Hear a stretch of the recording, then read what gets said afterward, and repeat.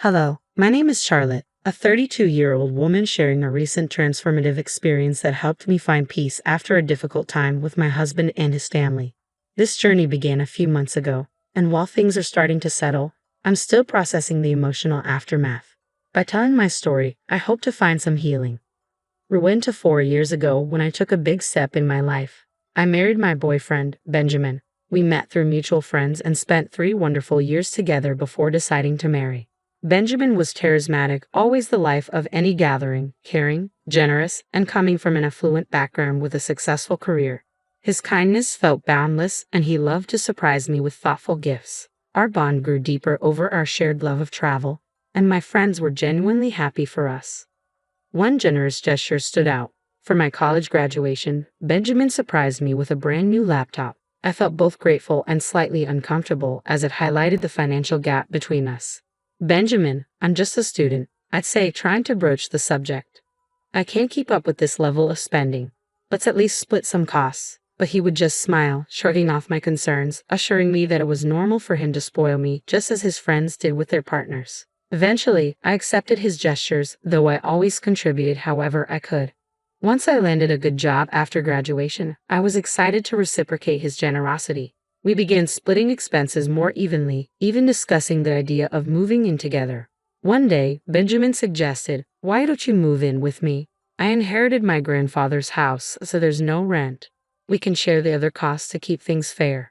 Although I was a bit hesitant, he convinced me it would be best for both of us. With that, we started a new chapter together, balancing our finances in a way that reflected our different income levels. Then came the moment to meet Benjamin's family, who lived far from us. Because of his work commitments, I found myself hosting his family alone.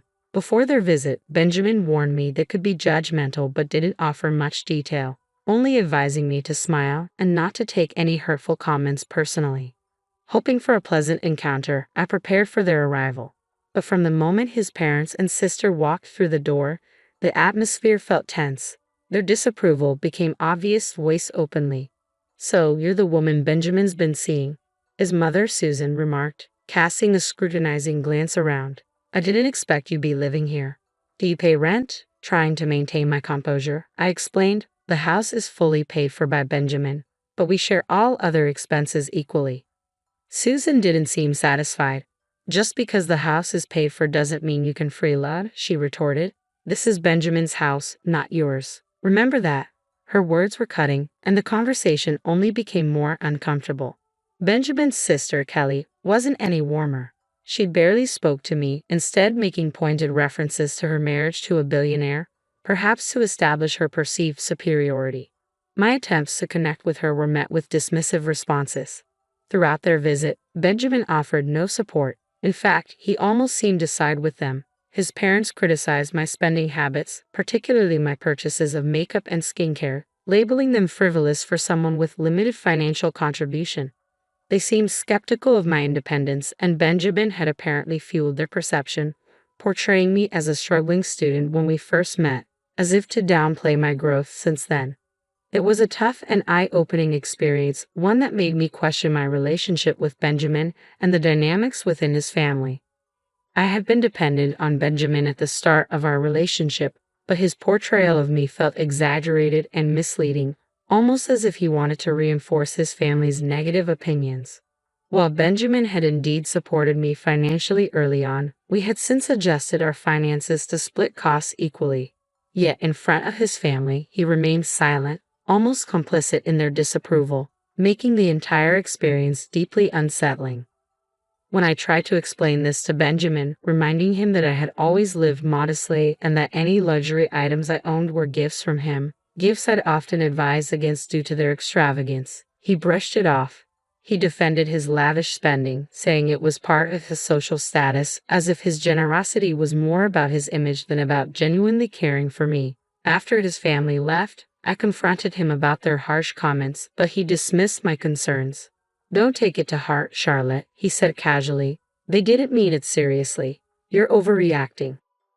His refusal to acknowledge the problem left me feeling alone in my frustration. 6 months later, Benjamin proposed. Despite my reservations, I accepted, and we began planning an engagement party, agreeing to share the expenses equally. By then, I had started a small business, a project I found personally fulfilling, though Benjamin barely showed any interest. To him, it seemed insignificant, but to me, it represented independence and accomplishment.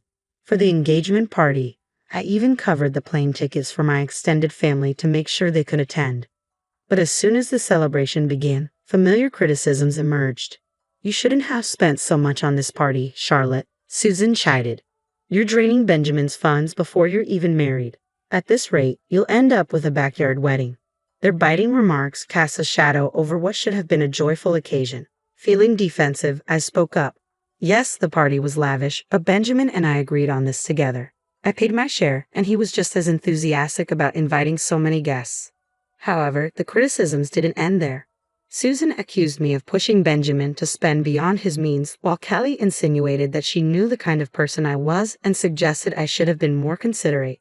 Overwhelmed, I stepped outside for air, only to overhear Kelly and her husband, Mason, mocking me. It felt as though my engagement party was unraveling, and Benjamin, oblivious to the cruelty of his family, did nothing to defend me. As I looked back at the scene, I realized how isolated I felt in my own celebration, wondering if Benjamin's silence and his family's judgment were signs of a larger issue I had overlooked. I found myself unemployed, which painted me as dependent rather than the self-sufficient woman I truly was. My mother, who had raised me single-handedly and understood the importance of financial independence, noticed my growing distress. With a protective concern, she urged me to reconsider the engagement, pointing to the relentless harsh comments from Benjamin's family. After the engagement party, I decided to confront Benjamin about everything that had transpired. He dismissed my worries, insisting that his family was just joking and assuring me that financial issues were irrelevant because he loved me. Determined to take charge, I expressed my desire to contribute more significantly to our finances, including paying rent. Yet again, Benjamin brushed off my concerns as we moved forward with wedding plans. The mounting stress became almost unbearable. Benjamin's parents were relentless, criticizing every decision I made and accusing me of putting financial strain on their son. Their constant scrutiny made the engagement period a living nightmare. I explained that everyone, including my mother, was contributing to the wedding expenses, but Susan harshly accused me of exploiting Benjamin, labeling me a gold digger. Determined to defend myself, I approached Arthur, Benjamin's father. "Arthur, I'm not asking for any financial help. We can fully finance the wedding ourselves," I assured him. Despite my efforts to clarify, Kelly continued her sharp critiques, especially targeting the cost of my wedding dress and makeup. This entire experience underscored the stark differences between my values and Benjamin's family's expectations, forcing me to deeply reconsider our future together. Even though I carefully explained that my mother had covered many of the wedding expenses, the ceremony itself went smoothly. However, the reception was tainted by Susan and Arthur's relentless criticisms. They accused me of mismanaging their son's finances, completely disregarding my attempts to explain and defend my actions. Their unwavering determination to tarnish my reputation left me feeling powerless. Choosing peace over confrontation, I remained silent, refusing to let their negativity ruin our special day. A few months after the wedding, Benjamin received a significant promotion at work. Eager to celebrate his achievement, he planned a grand family dinner, and I was excited to make the occasion even more memorable. I volunteered to cover the entire event, expressing to Benjamin how proud I was and my desire to create a perfect evening for him. I explained that my business was thriving and that I had access to resources from a trust fund set up by my maternal grandfather. With great care and attention to detail, I organized the dinner, hoping to showcase my support and love. However, when Benjamin's family arrived, it was immediately clear they were displeased. Their disapproval was palpable, even as other guests reacted positively to the celebration. When it came time for speeches, Susan took the floor with a commanding presence. "Thank you all for joining us to celebrate my son's promotion," she began. "He's worked hard and deserves every bit of his success. Unfortunately, it seems his luck doesn't extend to his choice in partners. It's quite sad that he has tied himself to someone whom many would label a gold digger." Her words hung heavily in the air, instantly shifting the atmosphere from joyous to tense. The discomfort was unmistakable, and I could feel the eyes of the guests on me, judging and whispering. Despite the hurtful remarks, I maintained my composure, refusing to let their negativity overshadow the celebration. Benjamin, however, seemed oblivious to the animosity directed my way. further highlighting the disconnect between us and his family. As the evening progressed, the tension remained thick, making it clear that Benjamin's family's disapproval was far from over.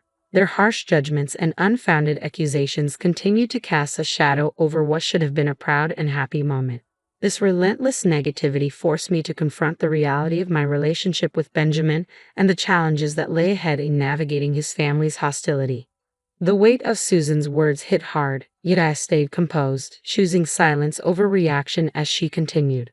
Had he seen her true nature sooner, she said, her voice dripping with disdain, perhaps he wouldn't be burdened by her excessive lifestyle. She swept her gaze around the room, her message clear and cutting. From the engagement to this dinner, it's obvious to everyone that his wife's extravagance has been nothing but a drain. Despite the sharpness of her critique, I remained calm, knowing that responding would only seem to validate her baseless claims. Then, with a smug satisfaction, Susan added, "Fortunately, we had the foresight to ensure Charlotte signed a prenuptial agreement. At least some of his assets are safeguarded." She sighed with mock relief. "It's a blessing that my son chose someone who can, at the very least, maintain the facade of a trophy wife." To my shock, Benjamin didn't refute her words. Instead, he nodded along. "I can barely spend on myself anymore," he complained, casting a regretful look my way. "Maybe I made a mistake." Hurt and stunned, I finally spoke. "Do you really think I'm a gold digger?" I asked, my voice steady but laced with hurt. Benjamin's response was biting. "Your lifestyle," he said coldly, "has been damaging to my bank account." Taking a deep breath, I decided to confront the accusation directly. "Since everyone here seems to believe that I'm a gold digger, maybe I should show you my bank balance," I declared. "I'm financially independent, and I don't need anyone's money." My statement was met with silence and disbelief, but I continued. Susan's gaze narrowed. "Did you steal my son's money?" she accused. To my shock, Benjamin added, "She must have taken it somehow."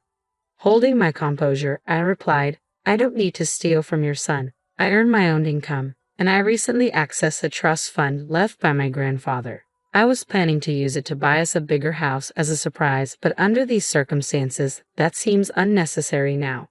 Benjamin looked at me, missing the tension entirely. "We could still get the house. It would be a wonderful gift." But I was resolute. "This is not happening," I said firmly. "Your family has insulted me for too long, and you've never once defended me. You've let these false assumptions continue." Benjamin brushed it off, claiming, "You're overreacting." But this time, I have finally reached my limit. I knew I couldn't ignore it any longer. "No, I'm not overreacting," I said, breaking the silence. "Everyone here knows exactly what your family has been saying about me." The room fell quiet, the weight of my words hanging heavily. This was the moment I made it clear. I could no longer tolerate the continuous lack of support and respect from Benjamin and his family. In that moment, surrounded by a sea of guests at our engagement party, the accumulated weight of years of disrespect finally broke me. I reached my breaking point, realizing that I couldn't endure the toxic environment that had tainted my relationship with Benjamin any longer. With unwavering clarity and determination, I turned to him and said, "I want a divorce." As Benjamin stumbled over words of protest, my mother stepped in firmly. "You've never defended my daughter," she stated, her voice calm and resolute. "It's time she leaves this toxic relationship for good." Without another word, we left the party, the murmur of shocked guests behind us. My decision was final. My mother's unwavering support closed this painful chapter in my life. That night, I returned to our shared home, packed my belongings, and ignored Benjamin's calls. I muted my phone and sought refuge at my mother's house. The very next day, I contacted my cousin, a lawyer, to begin the divorce proceedings. With a prenuptial agreement already in place, I knew it would be a straightforward process that would safeguard my assets. But things escalated when Benjamin and his family showed up at my mother's doorstep, demanding to speak with me. My mother, ever the pillar of strength, instructed them firmly to leave. Meanwhile, Benjamin's messages swung wildly between tearful apologies and unsettling threats, all of which I documented. If necessary, I was prepared to seek a restraining order. At one point, he even tried to confront me at my office, but security escorted him out after I alerted them. This incident only reinforced my resolve. I decided to step away not just from my relationship, but also from my job. My thriving business meant I no longer needed the position, and I was ready to prioritize peace and dignity over wealth. I handed in my resignation that day, determined to move forward. A week later, I served the divorce papers to Benjamin at his workplace, only to learn that he'd already heard about my resignation. Former colleagues informed me that he continued to reach out, sending flowers and gifts to my mother's house. But I remained resolute, fully committed to starting anew.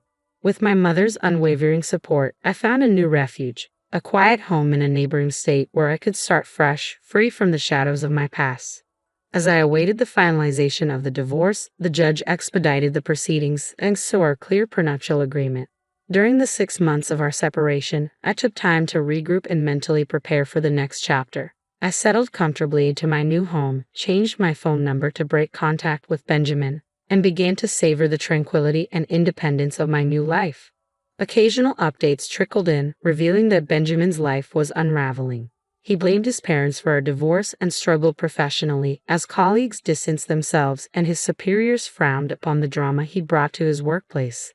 His parents made things worse by spreading baseless rumors about me, but thankfully, these falsehoods didn't gain traction. In stark contrast, my life flourished. I threw myself into expanding my business and embraced the freedom and possibilities that came with my newfound autonomy. Slowly, I began to socialize again and cautiously stepped back into the dating scene.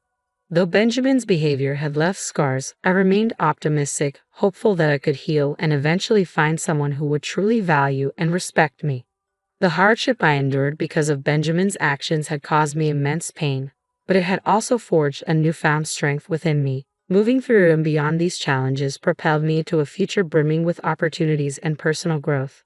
I now look forward to what lies ahead, confident in my resilience and clear on what I want in relationships and in life itself.